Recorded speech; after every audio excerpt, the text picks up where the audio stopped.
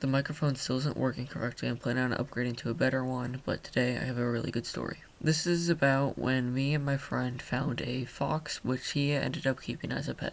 Before I get started, I would just like to put out a reminder that his dad is a vet and has the proper capabilities to take care of a fox. Do not take animals from the wild unless you know that you can take care of them and have a license. And with that, let's get started. This all started one cold November, December morning through afternoon. We were out at my friend's grandparents' farm and we were out doing airsoft in the shelter built around it. Suddenly we heard my friend's little brother shout, "Hey you guys, there's an animal up here. We think it's like a possum."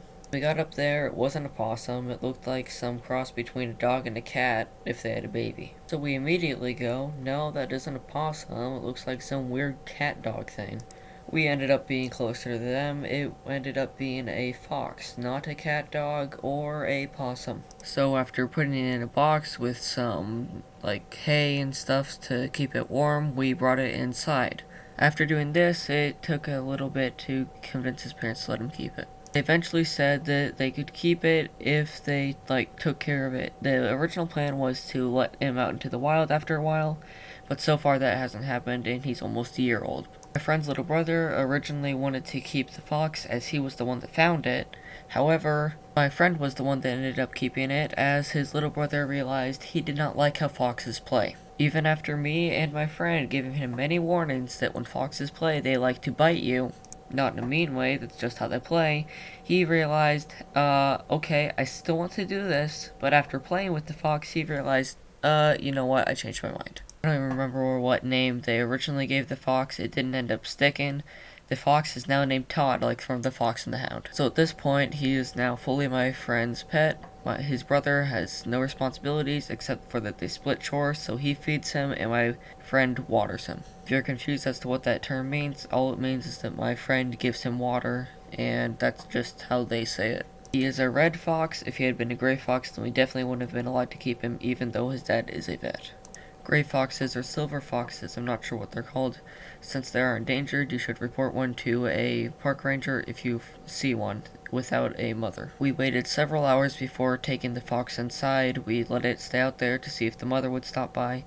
There was also no other siblings, so we assumed that this fox had just been abandoned or its mother had been killed. His grandparents had seen a fox going around, but they hadn't seen it for a few days, so they just assumed that maybe it had gotten killed. The mother fox could have also been scared off by the horses, as this was in a barn near a horse's pen. There was a hole leading right out to the horse's pen, and that was the entrance. This fox also appeared to not have been groomed, as it was covered in mud, it was shivering, and was not doing well. First brought it back to his house, I would try holding it on its back, because it really liked it like that. He doesn't like it anymore, but when he was a baby, I held him on his back, kind of like cradling a baby. This fox would fall asleep in 15-20 seconds after that. The cats that they had inside also didn't like the fox very much. They tried to eat him or just, bite him. It was pretty weird. However, when he grew up enough to be able to play with them, a few months in, they saw, oh wait, this guy can bite us. We don't want to play with him anymore or even try to eat him.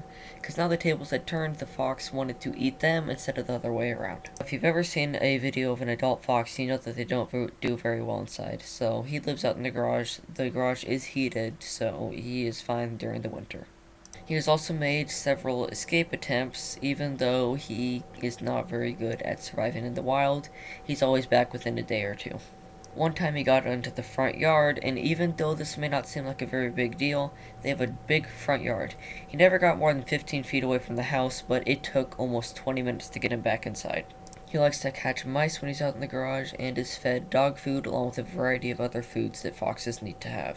Funny thing is that just a few years previously they'd gotten a beagle, which is very similar to the dog in Fox and a Hound, which is a hound dog. Their beagle is not named Copper like the dog in Fox and a Hound, though. His name is Sergo. As far as I know, the fox and the dog get along just fine. They do not have the same connection as the ones in the movie, though. They aren't exactly best friends.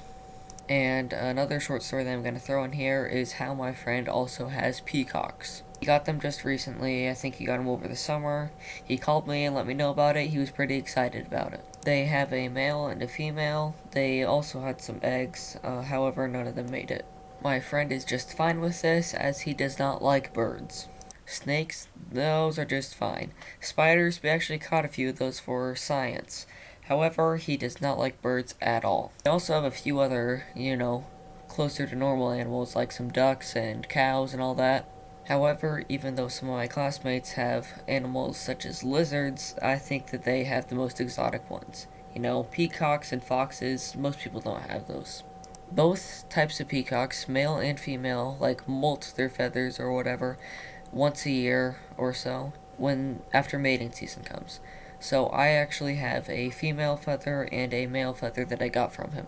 Males are the ones with, the big poofy ones, and females just have a brown one with black dots on it. I can also understand why my friend doesn't like these types of birds because they are giant, 3 feet tall.